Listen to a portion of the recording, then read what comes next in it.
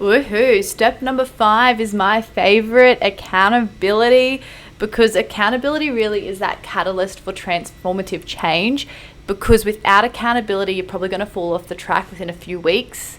And if you've ever tried something before and you've joined up to a gym and you've tried to go by it yourself or even with a friend, it probably hasn't lasted as long as you've needed it to see the change you really wanted to have in your life. And it's sad. Most gyms don't provide the right accountability. Most gyms will sign you up and then you're looking at this big gym floor with all this overwhelming, intimidating equipment of other people that look like they know what to do, but you have no idea. That's pretty overwhelming, and a lot of beginners face that and demotivates them straight away, where they might not even return for the next workouts after that. So an accountability coach is exactly what you need, because an accountability coach will teach you all of those things, will show you how to use the equipment, write you the programs and give you the meal plans, help you change your mindset and help you stick with it. The sticking with it part is the biggest one. You need follow through, you need commitment. Motivation will only get you so far. Motivation will get you started, but you need habits and accountability to keep you going for the next few years. You need to change the mindset that I'm doing this for years, not just for months. So you will probably need to hire the right support. The right personal trainer or accountability coach is worth their weight in gold. These professionals have expertise that you don't. It's why every athlete has a coach. If you look at anyone who's excelling in their field, they have someone behind them that knows more than them. That when they reach a bump in the road or a plateau, they've been there, done that, so they can give you the right information how to overcome it. I know for me personally, in anything that I've needed to grow in, I've had to pay for a coach. I've had personal counseling to help me heal my mindset. I've done so many personal development events. I have had to invest in going to those events in time, money, travel, to get in front of the right people that were going to put me back on the right track, to now have a happy mindset, to now have a body I'm proud of. It didn't happen overnight, and it definitely didn't happen by myself. I've had a personal trainer over the years. Even though I'm a personal trainer, I've paid for 2 or 3 personal training sessions a week at times when I've needed it. I've had my own mindset coach. I've had my own business coaches, multiple business coaches that can cost like 50 grand a year. Some of this stuff is expensive, but a good coach is worth it because the results it give you change your life, that give you fulfillment, help you find your purpose, and make you feel proud of the body and the health that you've built. And then it changes your whole family. It changes your career. You now want to go for promotions you never thought you could. It will change your mindset and how you think about yourself. So that's worth it. I need you to remember that generic fitness plans probably won't work or won't work for you long term, because everyone is individual. Everyone has different needs and injuries, especially if you're a beginner or if nothing's worked for you before, or if you're a busy person. You definitely need personalization. So generic app workouts won't work for you long term or won't keep you motivated long term.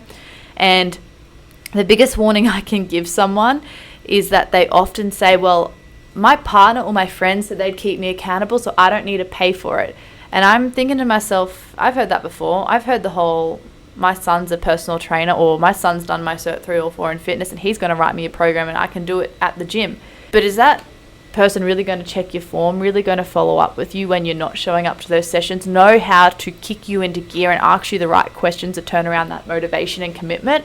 They probably aren't. I've even tried to keep my husband accountable, and I'm a personal trainer and I'm bad at keeping him accountable. So I sign him up with one of my personal trainers at the gym. It's an external third party that'll get you there. A person that is hired in that expertise, they are what you need next. There are some strategies for personal accountability I'm going to give you here too. So that was from an expert accountability. This is from a personal accountability. How you're going to build consistency within yourself. We need to start breaking down your big weight loss goals into small weight loss goals with checkpoints. So breaking down your 12 kilos in 12 months or 12 kilos in 6 months, whatever your big goal is, into weekly, daily, monthly checkpoints that you can tick off, provide you a roadmap and stepping stones. I still think a gym partner or a gym buddy is super important for consistency. So I still have a gym buddy. I have a friend that I message and we hook up for workouts at the gym, or I have a friend that we do home workouts together, but they're not the ones that are keeping me accountable in the nitty gritty around my nutrition or my mindset. They're ones that make the workouts more fun. So I still think a gym buddy is great. I still think training with your husband or your son is great, but you need a layer deeper than that. The next biggest thing around accountability is tracking your numbers and your datas. Now, most people get scared of this, and I used to as well. I used to be so scared about tracking my calories, weighing myself, or anything like that, because it would show me where I was failing, and I would be so emotionally tied to it that it would make me hate on myself more. But actually, what tracking the numbers does is guides you towards your success points. How do you know if you're on the right track or not? How do you know if what you're eating or what you're exercising is doing you well if you're not tracking the data behind it?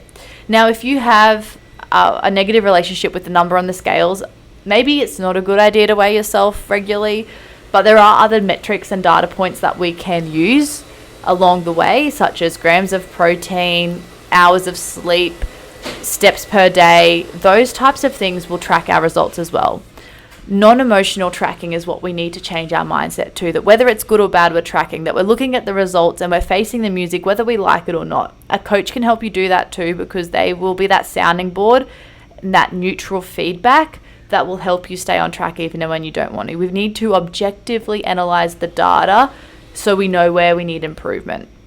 How do we know if the plan is working or not? As a coach, I don't even know how to advise you if we're not tracking the data. There are so many data points I track in anything I want to have results in life. If it's my finances, my business, my personal health, my personal mindset, I'm tracking data points there. But that wasn't always the case. Numbers are not my thing. I'm not a maths girl. I'm not naturally good at this, but it's something I had to work at and discipline myself. And when I put the time, effort, and focus into learning this discipline, so many areas of my life changed, not just the fitness side of it. Every area changed, and I was so much better off for putting time, effort, and energy into this key point here. Whoa, that was my favorite one done, and we're now on to step 6. See you in the next video.